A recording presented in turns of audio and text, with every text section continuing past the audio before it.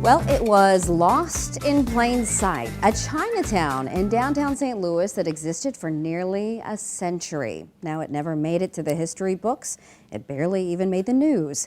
Now there's a widespread effort to honor these stories in light of recognizing our city's shared past. This was a 1927 photo. A lifelong St. Louisan, Peter Tao is also an accidental historian. So this is the old Chinatown site. His day job as an architect has helped him in this newfound role. This is that building back in the 1920s, I believe. I'm involved in many ways just because someone has to be involved and help represent. Peter is a part of the Chinese Collecting Initiative at the Missouri Historical Society, a group bound together to uncover rich contributions of a century-old Chinatown. The first Chinese-American immigrant to come to St. Louis came here in 1857, right before the Civil War. From 1869 to 1966, Chinatown was right here, from South 7th to South 8th, from Market to Walnut. It was actually destroyed for a baseball stadium project and sat empty as a parking lot for more than a decade. And by that time, the community was long gone. Everyone would just be sitting out in the alley, conversing. It was a community. A community with triumphs like that of a Chinese boy who made the paper for excelling in all-American baseball. The boy's name is Hop Leong. He learned every single pitch literally possible. From laundries to restaurants, Chinatown had gathering spaces, one famously known as the An Leong Merchants and Laborers Association, which even hosted national conventions. There's a deep history going back to 1857 of the Chinese in St. Louis, but no one knows about it.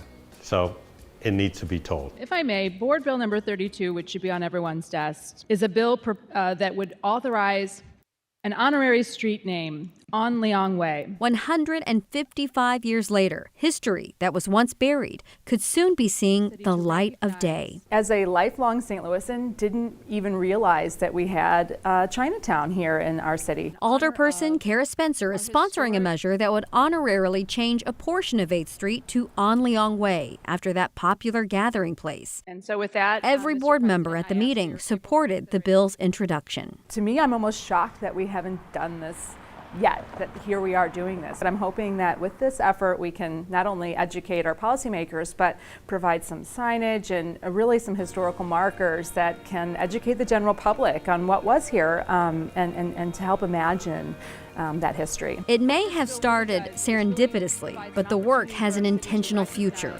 a united vision with new understanding of a shared past. You need to find a community of your own, a safe place. And that is what basically Chinatown became. It's a place where you can band together, look out for each other.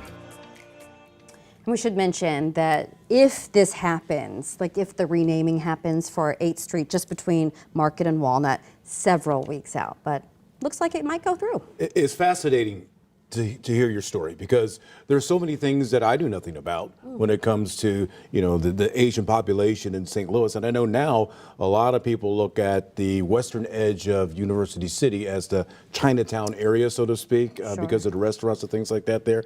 For you personally, what was most surprising, most fascinating? Well, you know, growing up in Missouri, you always kind of hear this narrative that Asian people do not exist in the Midwest or in St. Louis or in Kansas City. And I think when I talk to young people and I tell them about this, I'm not Chinese, you know, but I tell people about this, the young people have a different sense of belonging about how they're growing up in this city. And I think that is powerful because it is shared. Yeah. It's a shared St. Louis story. Well, thank you for sharing with us.